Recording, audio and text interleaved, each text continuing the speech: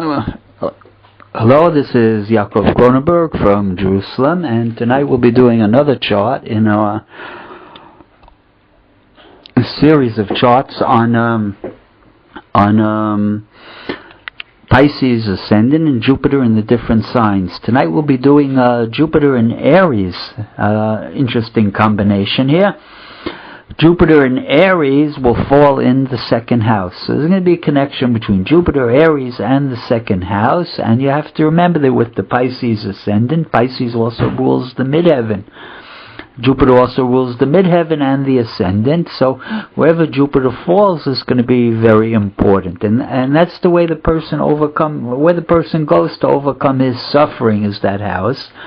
And when a person has Jupiter in the second, the ruling planet in the second, so he wants to make money. The person is a person who thinks that the solution to his problems is through money. What do they say? Money buys everything. You know, so really there's two ways to go around the zodiac. You have to really, in mystical Jewish astrology, there's two ways to go around the zodiac. Zodiac is circular, so you can go, you can start from the first house and then go to the second, the third, and the fourth. Or you can go backwards. You can go from the first house to the 12th and the 11th.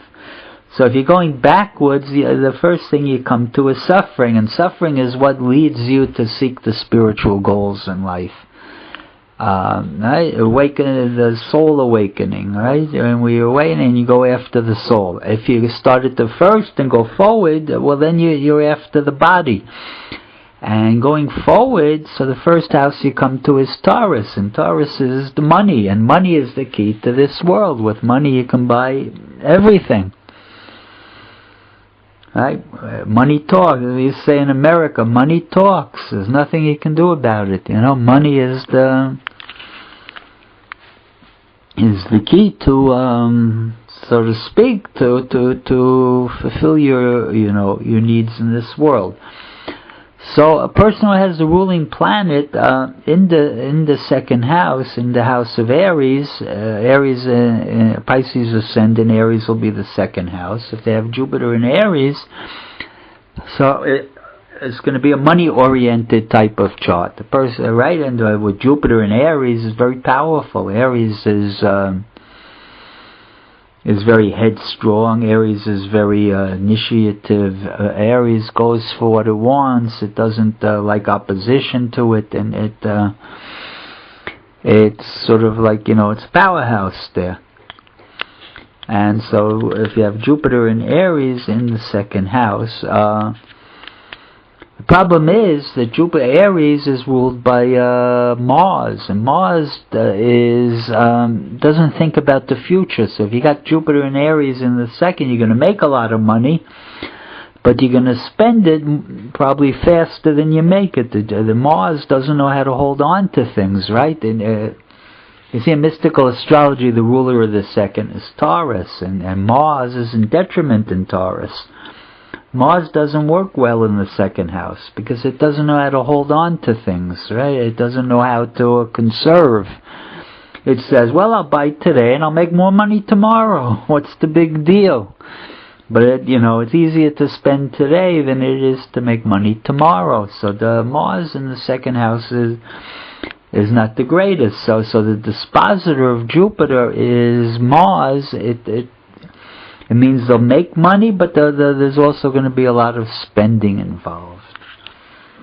And the person with Jupiter in Aries uses money because it's going to rule also his 10th. It's going to be connected with his career also, and it's going to be a power drive. Right? Aries wants money to get power. Too, there's going to be a power influence in the chart. I want to look at a chart tonight, interesting chart. This man was, I don't know him, I just happened to read a little about him now, trying to find charts with Pisces ascendant, Jupiter and Aries. So I found this man, his name is Jim Baker, B-A-K-K-E-R. Never heard of him, but he was an evangelist. He was like a born-again Christian, and he became extremely popular on television, and he had a tremendously large congregation all over the world built on what he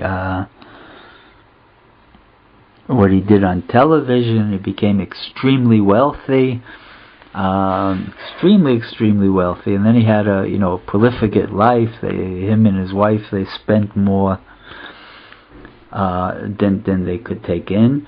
If you look at his chart, it's interesting. He has the Jupiter in Aries, and he's got it exactly conjunct to his Mars. All right, so it's the Mars is going to be much more powerful than the Jupiter. When you have Mars and Jupiter conjunction, since it's in the sign of Mars, Mars will be more powerful. Right, and Mars is approaching Jupiter, so the aspect is going to get stronger. So he had a tremendous desire for money, and he made tons of money, but in the end he lost everything, basically. Right, he was they found him doing fraud, and they found him all sorts of tax evasions and fraud, and he milked people out of money left and right. He collected all sorts of money and was going to give people weekends at their hotels that they were going to build. In the end, they never built hotels, and everybody paid for it. And so there's a man who, mamash crashed in the end. If you look at his chart, the Jupiter is actually, like we said, Jupiter is conjunct Mars, and on the other side of Jupiter is Saturn in fall. Right, Mars is actually in the very end of Pisces, and Saturn is in Aries, where it's in fall. And so eventually he had the Jupiter in prison between two malefics, between Mars and Saturn, which is never very good to have a good planet between two malefics, because then it works like it's in prison. And so eventually the Mars, always in fall, brought his career tumbling down. Right,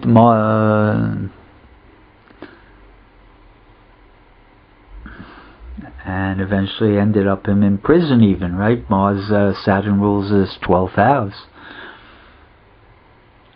A very, very unfortunate circumstance. He was also involved with women, all the usual problems for these people that try to get to a high religious level that they're not really on. And so he sort of had a big fall, the man.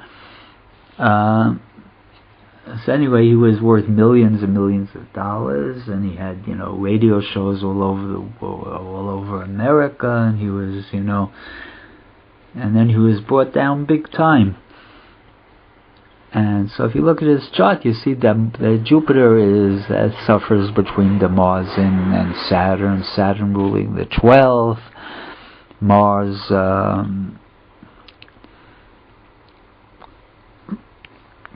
Mars dispositor of Jupiter. So Jupiter is harmed by both of the major malefics.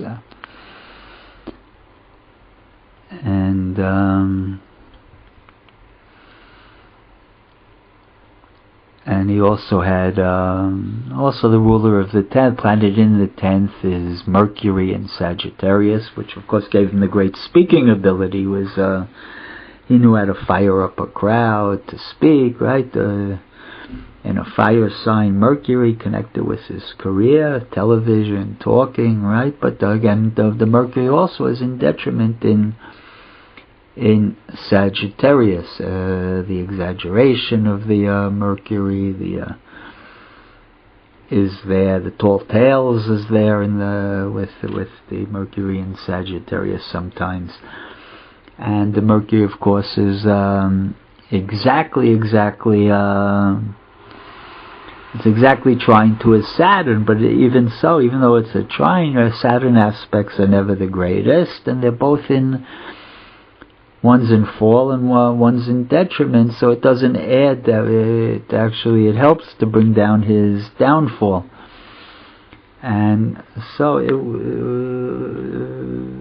there's a lot of difficulty in this chart, but and you also see the Neptune, the co-ruler, is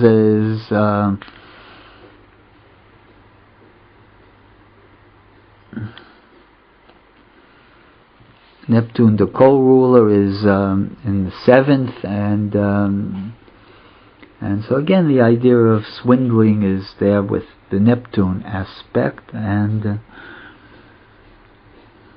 it's also opposite. The Neptune is opposite the Mars, so it's, again, when you have Mars opposite the Neptune, there's always swindling and things like that involved.